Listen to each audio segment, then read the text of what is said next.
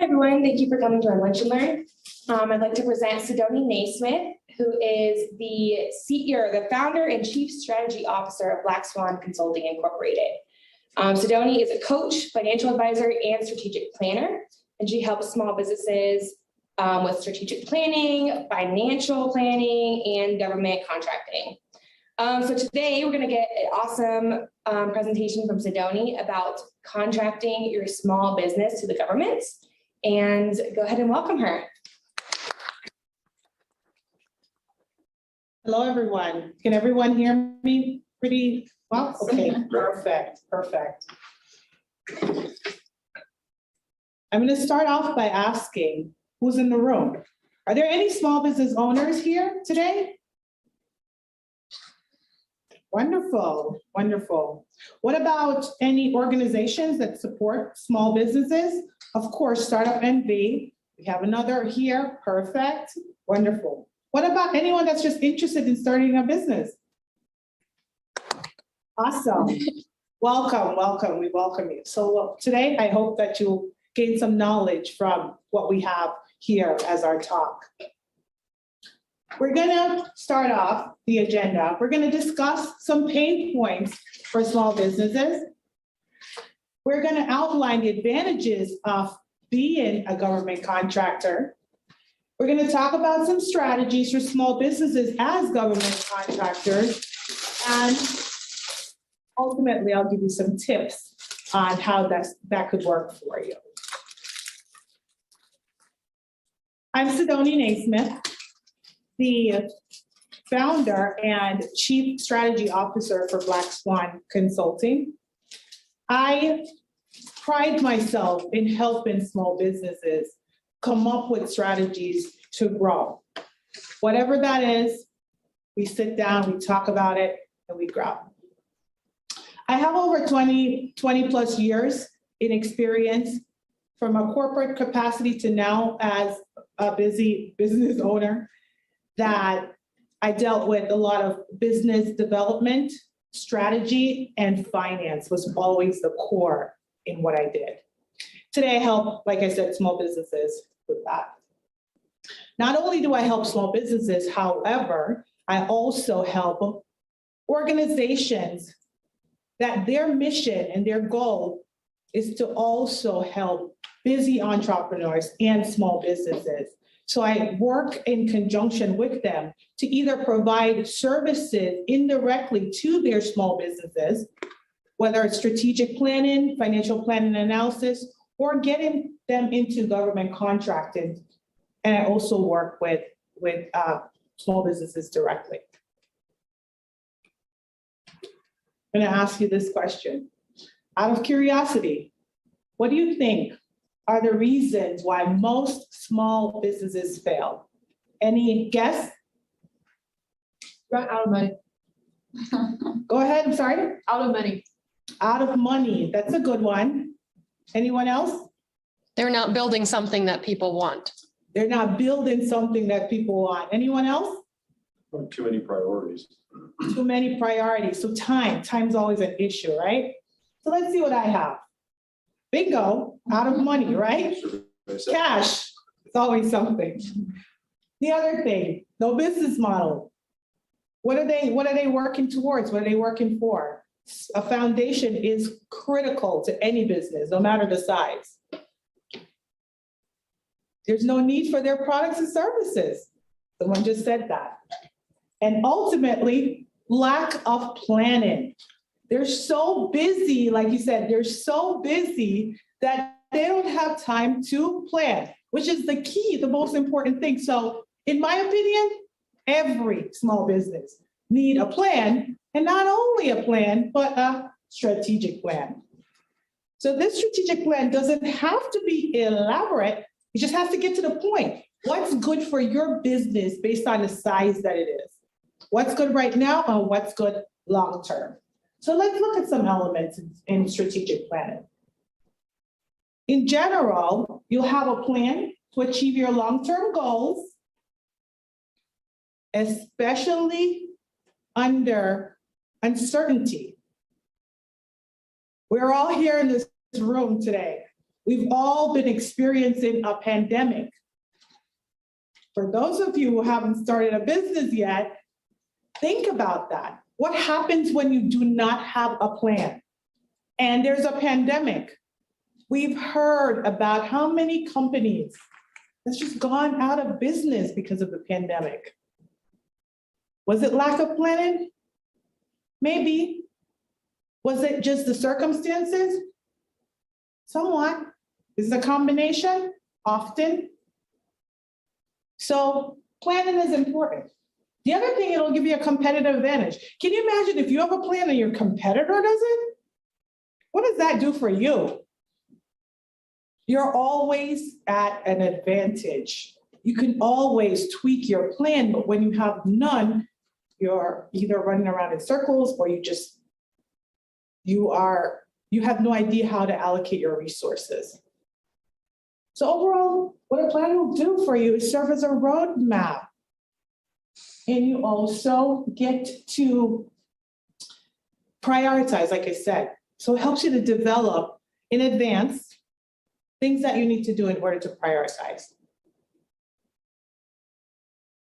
So these statements, do you agree with them? Small businesses are constantly looking for strategies to grow. Who agree with that? If you want to grow, you want to have strategies to grow. Most small businesses do. Cash flow is always an issue. You always have to be innovative. You always have to think about where you're getting the next customer or client, because nothing is guaranteed. So you always want to have that strategy to grow. As a small business, it is best to diversify your revenue stream. Who agrees with that? Once I offered services as an event planner. Tell me what happened during COVID. No. Event management companies, and they're still trying to come back. So revenue streams, that's important.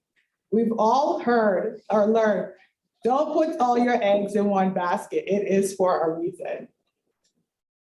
As a small business owner, cash flow is critical to the success of the business.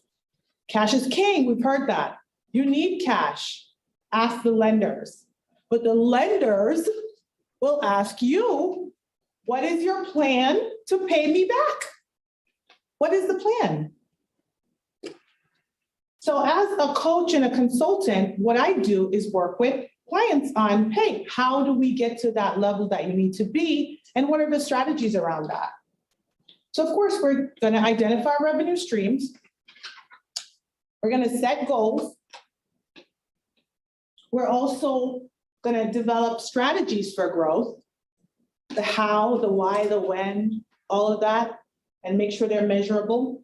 And we're gonna do some financial planning as well, because we can have all the strategies in the world, but if we don't have the financial acumen, or if we don't have it in order, then what's gonna happen? So even if we get the cash, how do we manage the finances? All of that is relevant. And all of that brings me to this. There's one solution that could be a strategy that could help any entrepreneur or small business owner to at least close the gap in one area for one additional revenue stream that could take care of cash, a little bit of stability, but it is hard work. How many of you, when you hear about government contracting, this is like your face? It's like, no one really wants to do it. They have to. It's painful. The process, the nuances, red tape. You have to get your business in order, first of all, if you want to do business with government. If you're not willing to register your business in the city that your business operates, you cannot do business with the government. That's just one little thing. If you're not doing your taxes, can't do business. They look at these things. Although government contract can be daunting, it can be extremely rewarding. You'll have opportunities that if you put in the work, you'll have opportunities that you've never thought of. Business owner, what kind of business are you in? I have two businesses, one retail and one high tech. One retail and one high tech. The government buys everything. No. The government buys everything.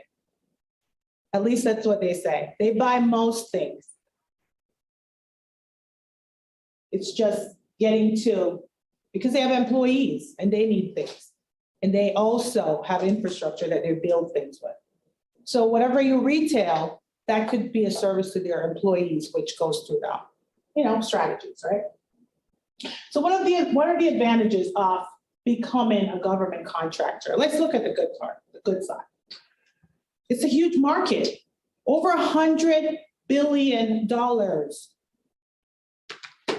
That's a potential for a market that you could get into, is government contracting. And a lot of that just deals with small businesses. Now, the category of small business is huge. It's number of employees you have. You could make up to $56 million and you could still be considered a small business, depending on the category that you're in, the services that you're offering, or the goods that you're selling. A lot of people don't know that. They think it's just mom and pop shops or a little consulting firm. You could be a pretty sizable small business and still be considered a small business owner. So government contracting could be a strategy for you, even as a startup business, for whoever is interested in starting a business. Just focusing on that as a strategy to jumpstart your business. And then eventually, if you don't like it, and you've already developed some traction, you have some cash flow, then you could go really do whatever else you would like. But it's a good start. You can have the opportunity to get multi-year contracts. Multi-year contracts. So a common contract would be a 3 to 5 year contract. They can start you out with a 1 year with an option to renew. A lot of them are like that. And then if they like you, you renew, and then you get the 3 years, and then now we're doing 5. And then that contract goes for rebidding after that period has ended. And if you did a really good job, now you have what they call past performances. They know you've already serviced them, then you could go rebid for the contract. Now you have competition against you. You're the prime contractor. So that is an advantage. Contracts that are set aside solely for small businesses, they exist. And I'll tell you why a little bit later, why they exist. But that's an incentive to look into government contracting as well, because there is an avenue. And they're talking more and more about this, that they even want to increase the threshold that they allocate towards small businesses right now. Cash flow, cash. We all need cash to grow. But remember, we always need a financial plan, because we need to pay the cash back if we borrowed it, or we need to keep our cash. We need to be profitable, right? And cash flow has a lot to do with that, because when you're out of cash, then it gets expensive as a small business owner. You borrow at a rate that you would probably not if you had money. So lenders like to lend when they know you're not desperate for cash. And if you are, sometimes your rate becomes higher because the liability is just that much greater. So cash flow. And if you have a government contract that you won, guess what? If you hadn't gotten a loan before or anything like that, then now you have this contract. So there are literally lenders out there that wouldn't have given you a loan before, but because you have the contract, then now you're in the market of getting contract. So one way that you can really have a competitive advantage is to get some certifications.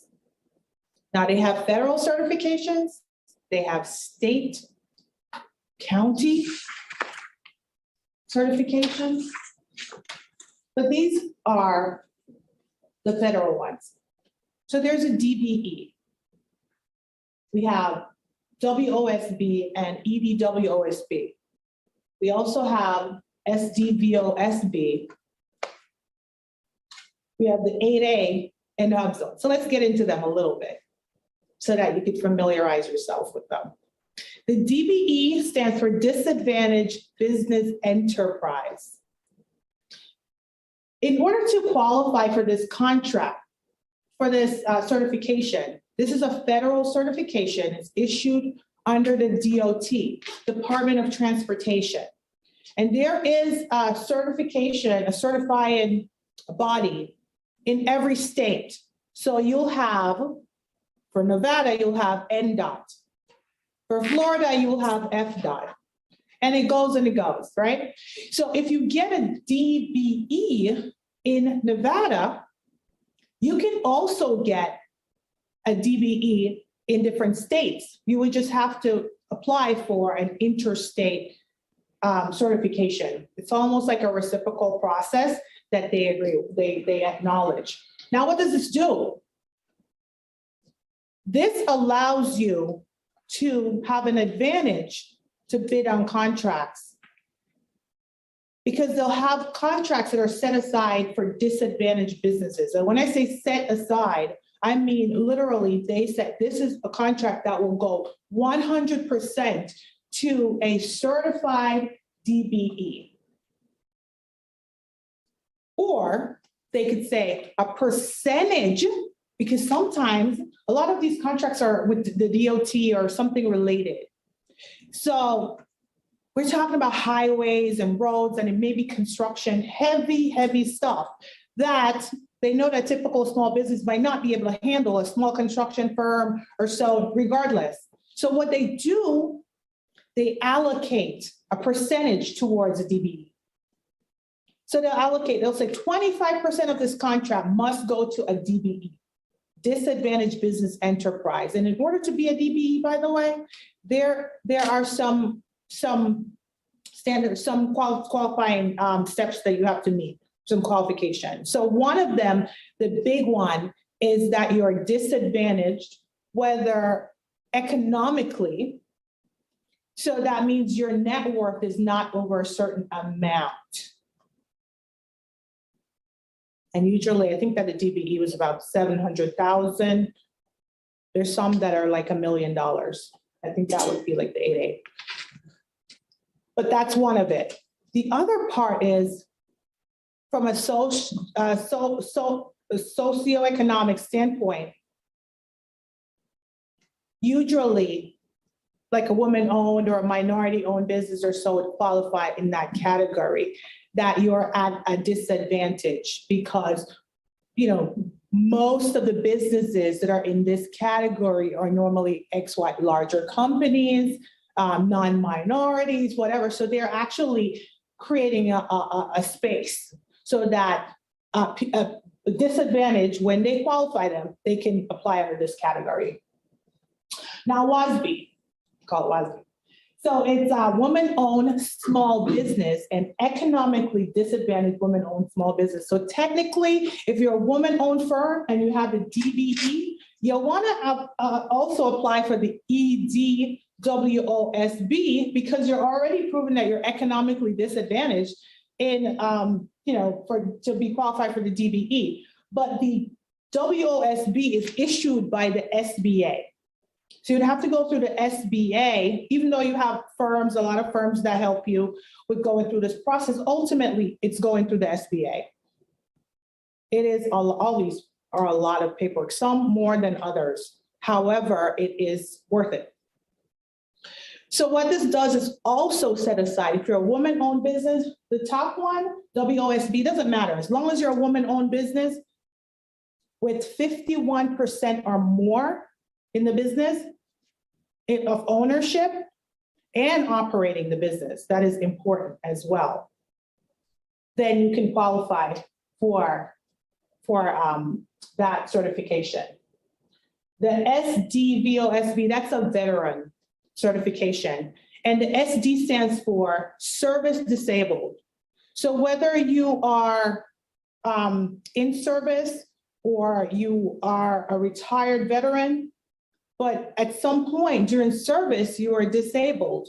And I've seen where it was just a knee injury or so, but they could qualify that, right? And you get this category, and again, carved out and say, this contract is 100% just for a veteran-owned business, or for a percentage of this has to go to a veteran-owned business.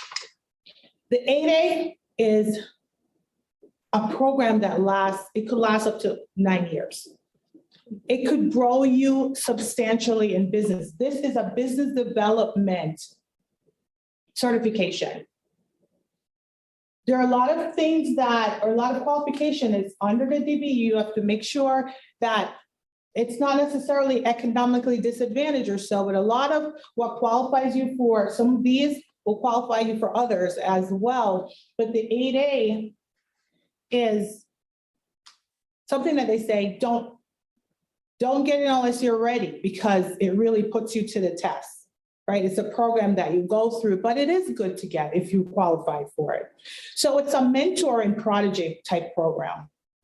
You'll have, whether someone that's graduated from the 8A program, you'll have a lot of different training and business development that's provided to you from the SBA and other resources from the government that's really been pushed into your company so that you can grow. And the goal is for you to say, stop selling thousands and get into the millions category. And there's a threshold when you graduate. You could graduate early. If you graduate early, that you're doing extremely well. And I'm talking about millions of dollars. You make millions to graduate. So that's the program that's getting you to that 7 figures number. And that's why it's worth it. The hub zone is if your business is located in a zone that they consider a hub zone, which stands for historically underutilized business zone. So you could say any kind of business zone that's not developed yet, not fully developed. If you're located in that zone and at least a percentage of your employees, if it's just you, you probably have to live in the hub zone as well if it's just you, because that would be all your employees. However, it's really given back to that zone. What they're doing is trying to reward people that are in these type of zones or areas. And they have other programs as well that are on the real estate side of it, that you could go in and invest in these kind of zones as well. And then you get a huge tax benefit from just doing that. And that's something separate. It's not a certification, but it's something that you can do. So these are federal certifications. Just want to go into them, get into them a little bit so you can get an idea of what does what. They all have their own processes, and it's pretty easy to find out if you qualify or not. They have great checklists, but there's a lot of paperwork that you have to do to get there. But again, I think it's worth it. So these are some of the private and the state certifications, and they're not all there. There are tons of them. So state that's more common, most common would be the SBE, a small business enterprise, and the MBE, minority business enterprise, depending on what state you're in. Some of the states issue it themselves, others, the private organizations, a lot of them are nonprofits that would help you with that. And also the woman-owned business enterprise. So who normally looks at those in states and counties and all of that? If you want to do business with the government, you are talking about school districts, That's government. You're talking about hospitals, government run. So we're not just talking about cities and municipalities here. We're talking about government funded institutions and all different type of organizations that you can actually do business with. And you can do business without the certification, but again, we're talking about strategy, right? And being able to have a leg up against the competition. But having these, you could just allow them to check their box, even if you're doing that, if that's what you're doing it for, that's fine, so that you can get the opportunity to grow your business. They have others too, that's emerging small businesses, enterprises, and the list goes on. So why do they exist? So one main thing is they want to make sure that the large businesses are not suffocating small businesses, that you are getting contracts. We all know the Lockheed Martins of the world that have they're huge with government contracting. They have perfected the craft, the art of getting those contracts and maintaining them. And a lot of these huge corporations, they've been really built based on getting these contracts. So they're creating a space for small businesses. They're also encouraging small businesses to grow because, as we've heard over and over in the pandemic, small businesses are the heart of the economy, because you're going to hire someone local. You're going to have, employees. You're stimulating the economy. All of those activities normally is really pushed in because of small businesses. When you help the bar, the restaurant, people that are working locally in the grocery stores, all of that. They want to create opportunities for underserved businesses to remove some of the impediments. And what are those? We're talking specifically here about the disadvantaged business enterprises. We're talking about the minority-owned businesses and women-owned businesses too, because in some agencies, they look at women-owned businesses as like a minority group as well, because they're not, though we are so strong and all of that in what we do, who's getting the contracts? That's what they're looking at.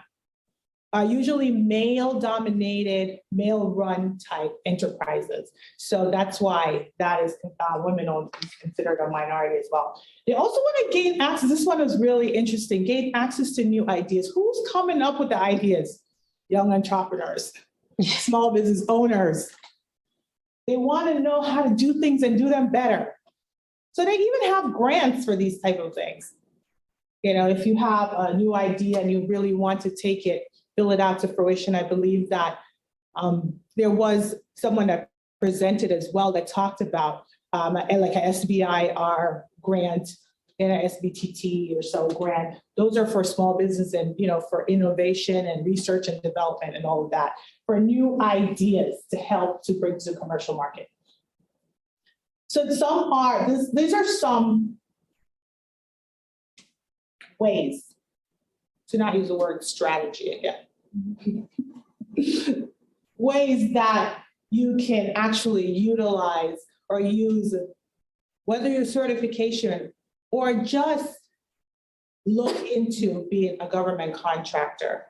So one is being a prime contractor, and what that means is, to be honest, when I just started learning about government contracting, I would hear people say the primes, the primes, the primes, and I was in the back just trying to figure out, what is a prime? What are you talking about? So, well, a prime contractor is the actual bidder, the person that responds to the solicitation directly to the government. They win the contract and they own the contract for multiple years for that project, whatever it is. They are the primary contractor. They're who the government deals with, and that's it. That's the key in that one.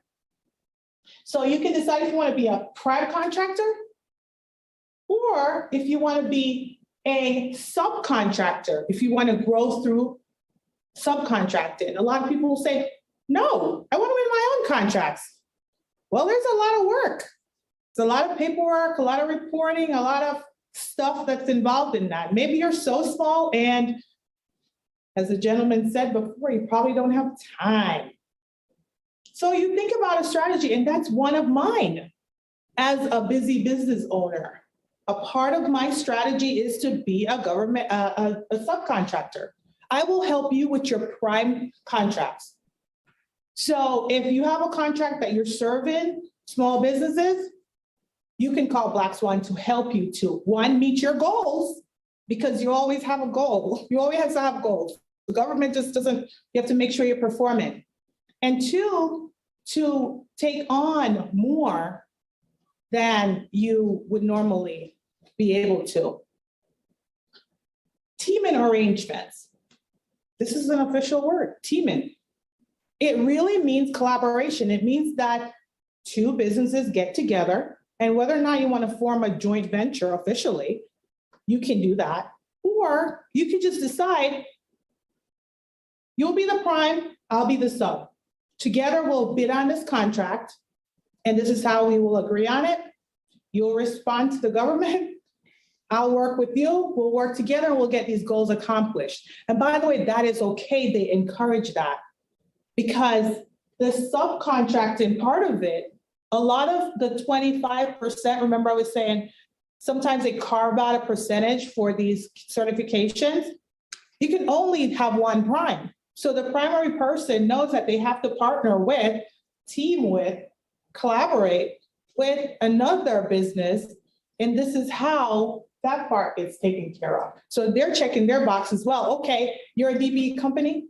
And listen, this is probably like one of the most brilliant strategies for anyone that doesn't plan on doing much than just marketing to people that already have contracts and just say, hey, I can help you to check that box. I know you're a large corporation trying to get government contracts. This happens a lot with the DOT contracts where they have to find construction or administrative or something, DBEs, disadvantaged enterprises. So you market with them and you say, hey, I'm a DBE, if you want to go in, and then that's it. Of course, you have to do some work, but I mean, it's easier than having to go through the bid process yourself. So that could be teaming.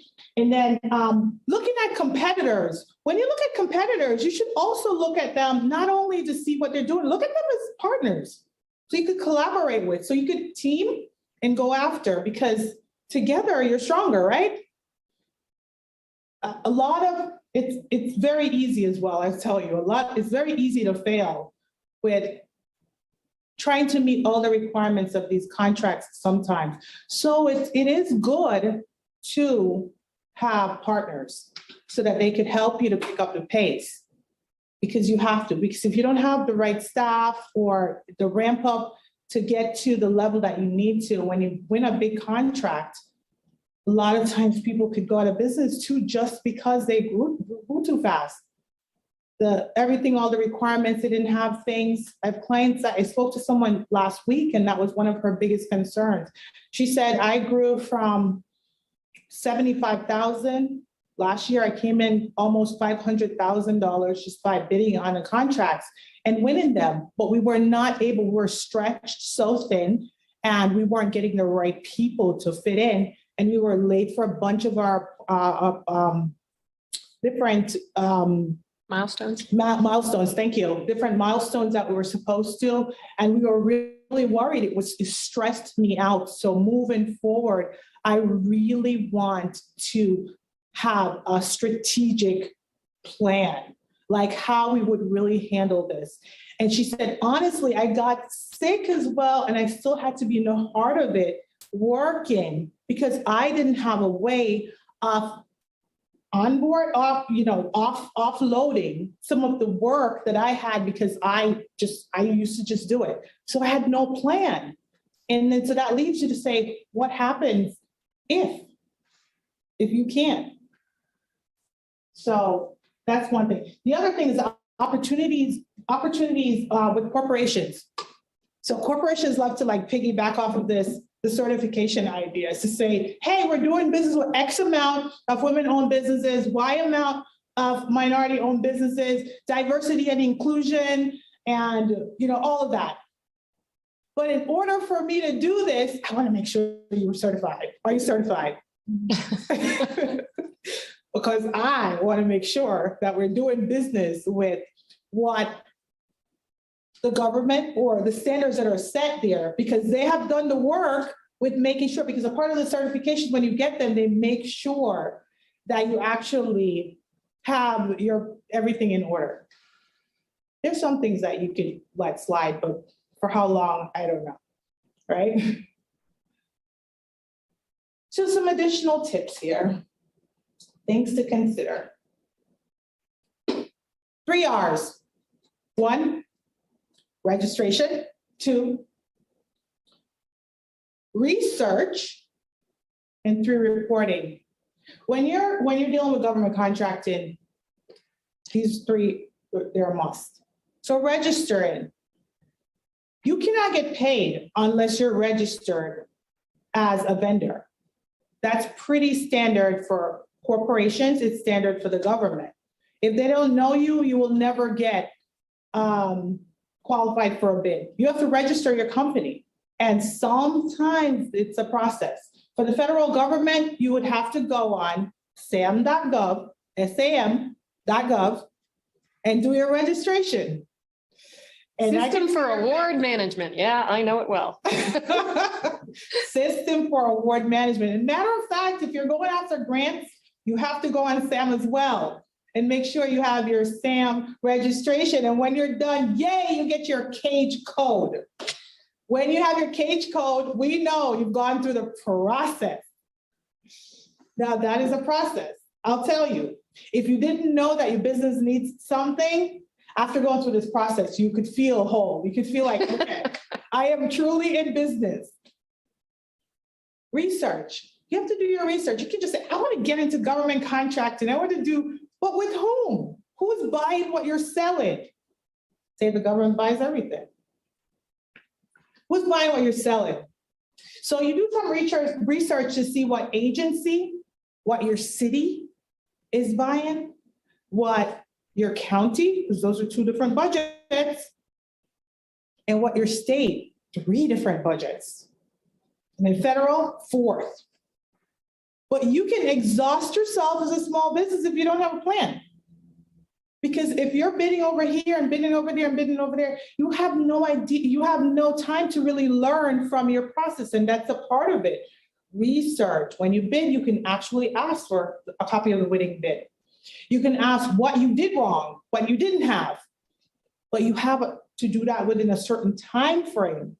So then you can set up an appointment with the contracting officer and sit down and figure out how to move forward and how to do business with the agency that you have researched that's buying what you are selling, right? Whether it's services or goods, or if you're looking for just grants or what they call, cooperative agreements where they're, you're working hand in hand. It's like a contract, it's a grant, and it gets complicated. And reporting. You have to have your reporting in order. A lot of times government contractors, they hire someone just to do that. Just to make sure that you are reporting on time, you're reporting the right things, and then, because you don't want, they score you. They want to see how you're doing as a business, but they score you. 3 C's. So we have the 3 R's, now we have the 3 C's. Compliance, competition, and consumption of time. So compliance is really about the reporting part of it. If you have a lot of workers, a lot of people working for you, that is very important as well, because you have to adhere to the labor laws, make sure you pay people right. A lot of times when you're bidding, you also have to put rates there. How much you're going to pay for what position that's going to help you, whether you're going to hire. Because it's okay if you don't have enough people, they understand.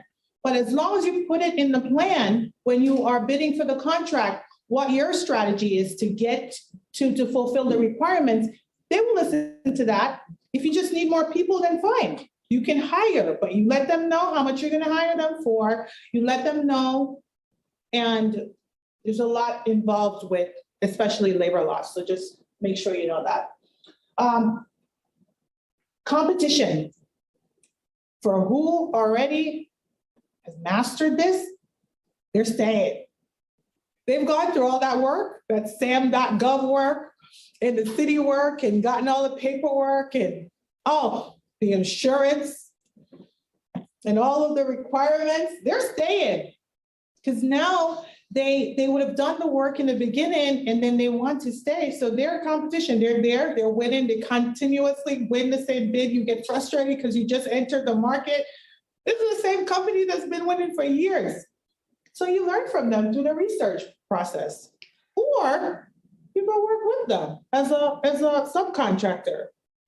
And if your goal is to learn and then bid on your own contracts, you can. Or you can stay, just do this, whatever it is that you love to do. You just don't have the requirements, have to do the reporting that they have to do, but normally you have to do something for them to report. Consumption of time, it's time consuming, all of it. Let's say you do go and complete your registration. You have your certifications. What next? You have to market to the government. You have to market to who you're selling to. So they have something that's called a capability statement. It tells what your capabilities are as a company. You have a section for your past performances, what you've done before. If you've never done whatever, that's fine. You have some kind of experience to be in this business, right? Who you've worked with, what your company's about, and your NAICS codes. So that's NAICS. And you can go to NAICS.com and type in whatever it is that you do, and those codes will be there. And what's great about that website is when you click on it, you see all of the companies that's working and in what capacity and how much they make.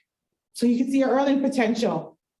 Oh, 800 and whatever $1 million. Wow, I want to get there. That would tell you what your market is. So for every service or good, you have those codes. And a lot of times when they put out the bids, they're matching it with those codes. So you can search by the codes or you can search by the phrase of whatever the code does. So you want to know that.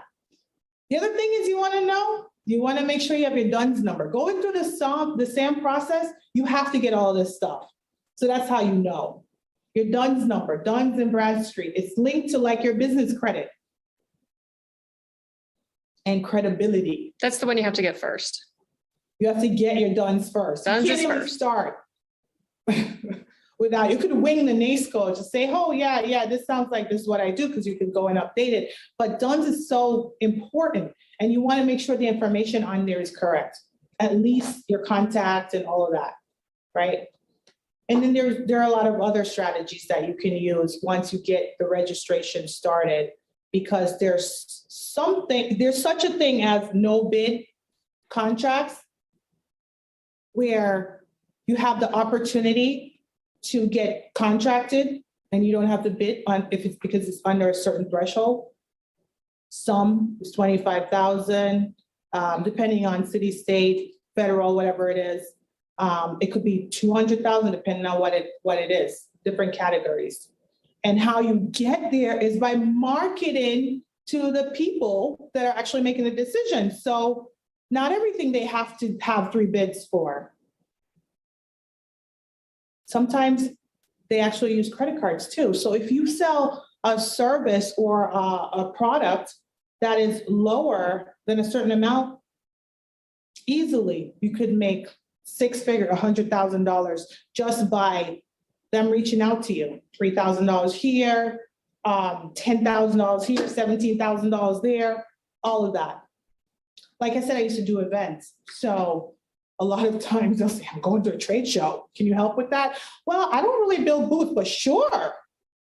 Because I've registered with the agencies, normally like the convention center, the visitor bureau, and I've already registered as a vendor with them. I have my certification locally and all of that. And they want to do business with me because, again, they want to make sure that they're doing business with certified companies or companies that are registered and get that advantage.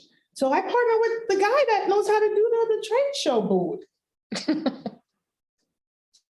my invoice, send it to them, do a markup, everybody's happy, make sure I'm there to make sure things are going well, right? So that's another strategy. A lot of people, they just have the credentials and then they farm out the work, but they manage it. You have to manage it. So that's your name. So these are the 3 R's and the 3 C's that I think that's important. So in summary, I think that it is important that you plan. As a small business, you need to get results. It starts from planning. And for whoever didn't start their business yet, a business plan would be great. Or a business model canvas at the least. And then I tell you, it could be very rewarding. You have a steady group of income growing, you have some cash flow, you get your contracts, you have your employees, now you can rest and relax. Not really, but most of the time. Decide how much you want to pay yourself if you're going after different contracts. That part is great. And it takes a lot of time to implement. It does. Some things are easy, don't get me wrong. You could call a city, if you want to do business with a city locally, and say, hey, what does it take to do business with you? What is your process for registering my company as a vendor? You could do that, and you don't have to have a certification. And you could bid and whatever, and you could try there.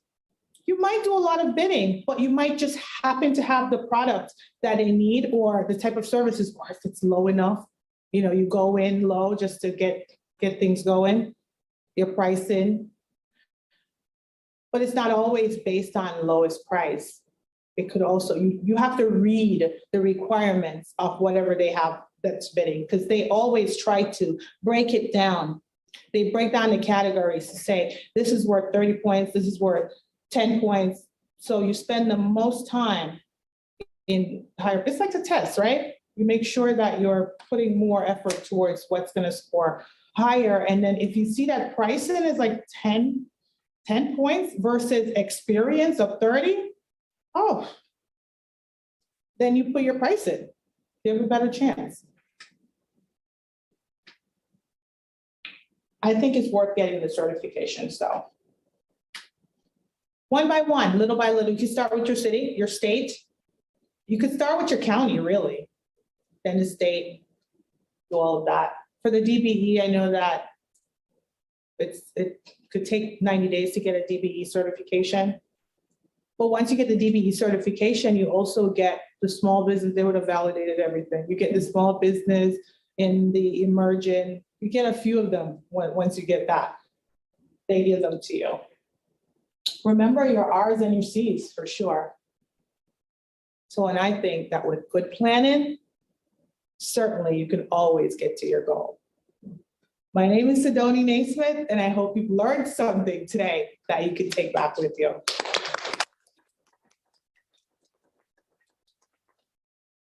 Now, do we have any questions? Yes. Don't be shy. Why would the government want to contract something like an event? Because it takes time and effort. Government contractors, government have their own employees to do their own thing. So an event would be a press conference.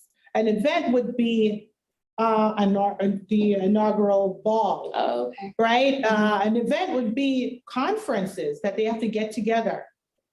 They all have their own agencies and they have to get together. So meetings and events, I'll say events, but meetings mostly. So they have board meetings, they have annual meetings, they have quarterly meetings, all of that. And it takes a lot to plan an event. So you'll coordinate with whoever the administrative person is, and then they just really outsource that part of it. By the way, they can earn substantial living just doing conferences and events. Just as a piggyback on that, so we're in the printing and promotional products business, and one of the big events that's coming to Reno is through the Convention and Visitors Authority, and their prime contractor is subcontracting with us for some of the items, and it's significant.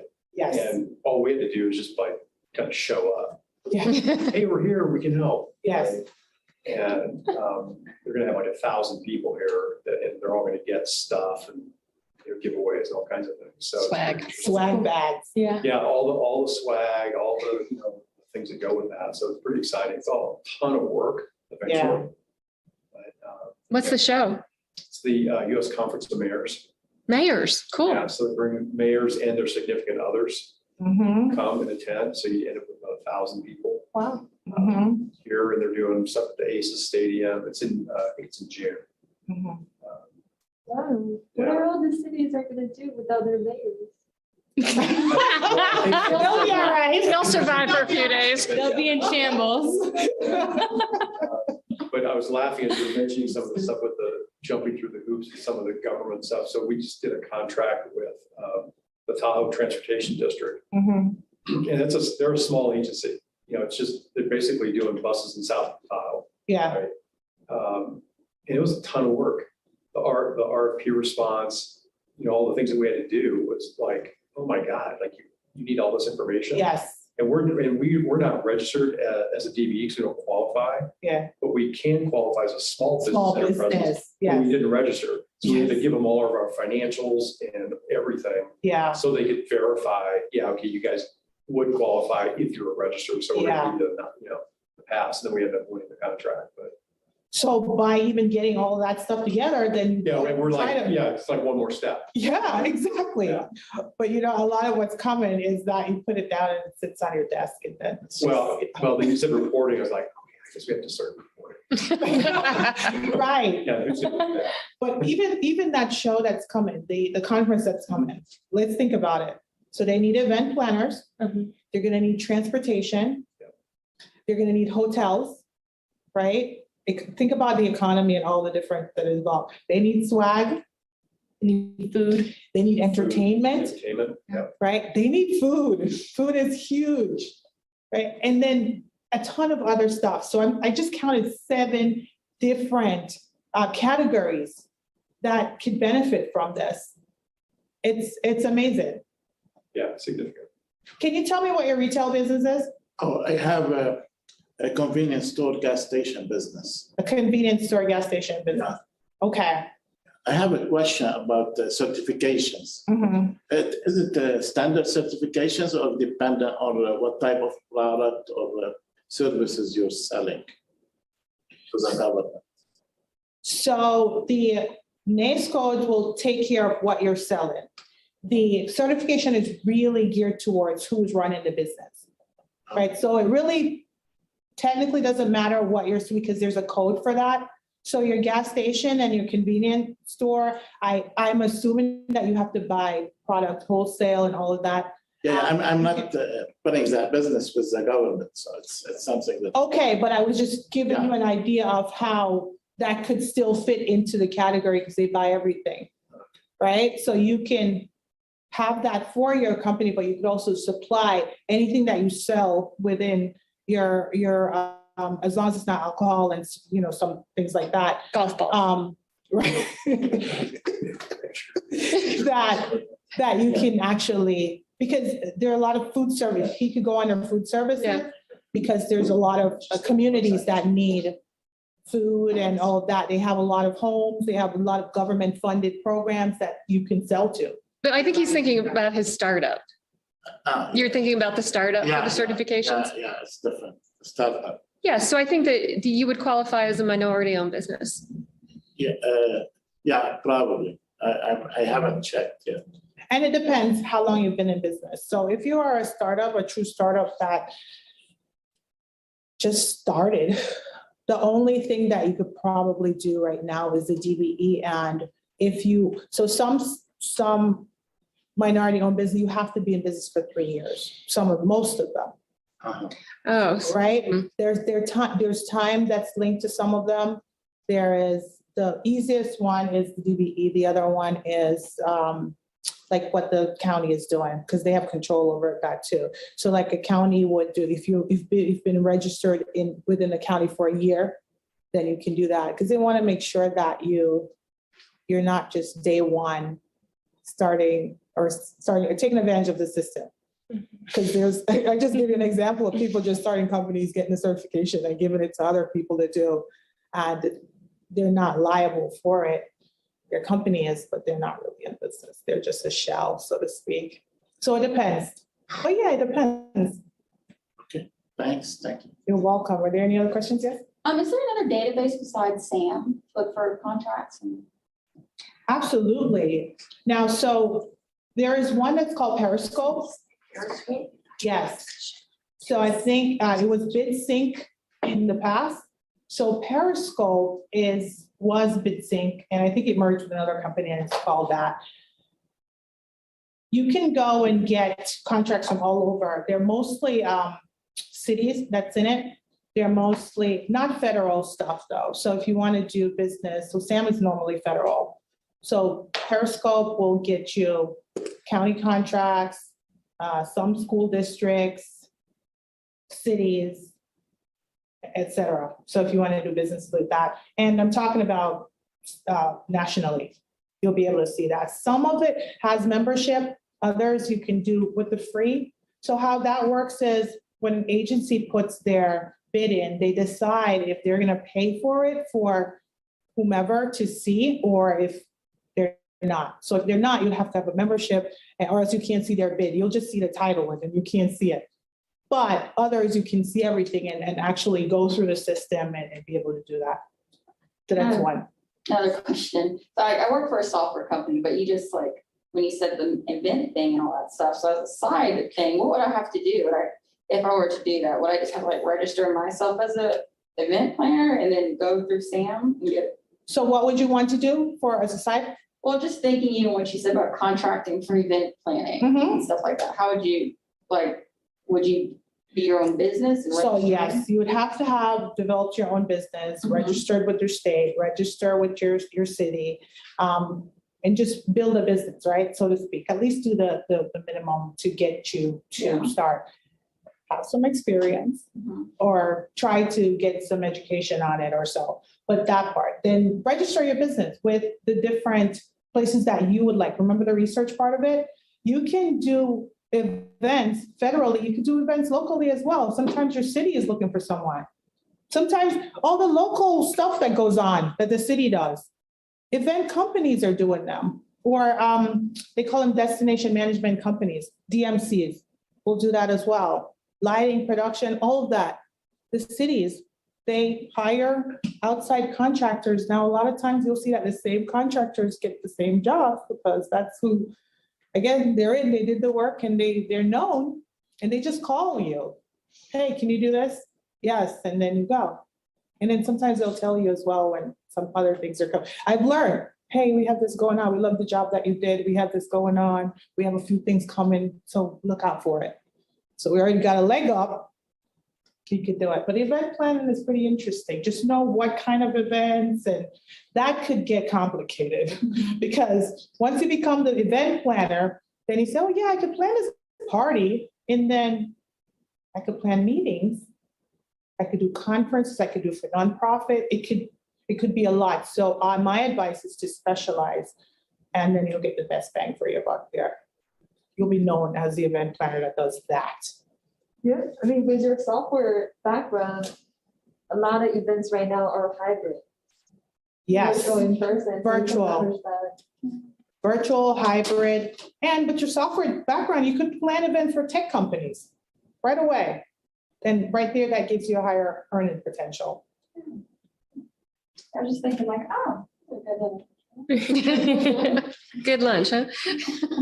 Anything else? How's time? Are we? Yeah, one more question. Mhm. So, great talk, by the way. And then I think my key takeaway is when it comes to getting those certifications as a subcontractor, meaning, if I don't really want to report to the government, do all that, there are still lots of benefits in getting those certifications because increases the chance of doing business with other people because we have that credibility. Absolutely. Yes. So you'll get the certification. You will be able to qualify for some grants. Okay. You can work with corporations. You could work as a subcontractor for whoever wants to partner with companies that would have that certification. Mhm. And I know that there's some other benefits. There are things that'll come to you because you're a certified company. Now you're on a list.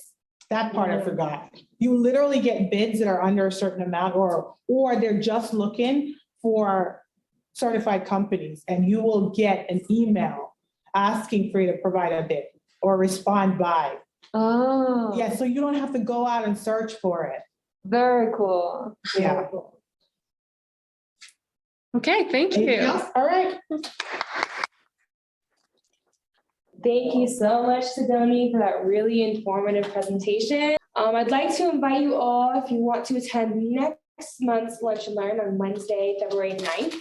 We'll have Liz Hyman, who will be talking about creating a value proposition. And if you're on our email list, you'll be receiving that email as well. But again, thank you so much all for coming today, and I hope you have a great rest of your week.